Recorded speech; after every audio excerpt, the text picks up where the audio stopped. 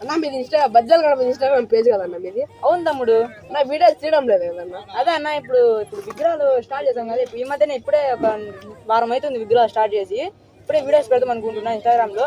Correct టైంలో వచ్చావు, నీకు ఇప్పుడు విగ్రహాలు చూపిస్తాను. హలో గాయ్స్, మన బద్దెలు అయితే మన నరసింహన్ అయితే విగ్రహాలు అయితే స్టార్ట్ చేసేసారనమాట. చాలా రోజుల తర్వాత నేనైతే యూట్యూబ్ ఇన్స్టాగ్రామ్ ఐడీలోకి అయితే వస్తున్నాను. అందరూ ఎవరైనా కొత్త చూస్తుంటే ఫాలో చేసుకోండి. ఇప్పటి నుంచి డైలీ అప్డేట్స్ అయితే వస్తూ ఉంటాయి అనమాట మన వినాయక విగ్రహాల గురించి అయితే. మనం ఇన్ని రోజుల నుంచి వినాయక విగ్రహాలు లేక మనం అయితే వీడియోస్ పెట్టడం అయితే ఆపేసాం. ఇప్పుడైతే మనం వినాయక విగ్రహాలు ఉన్నాయి కాబట్టి ప్రతిరోజు అయితే ఒక్కొక్క వీడియో అయితే కన్ఫామ్గా వస్తూ ఉంటుంది.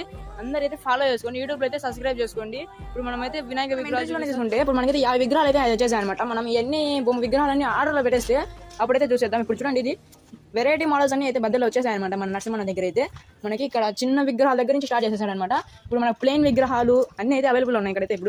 ఇప్పుడే అయితే ఆర్డర్స్ అయితే తీసుకోమన్నమాట. కాస్త టైం వచ్చినాకైతే తీసేసుకుంటాం.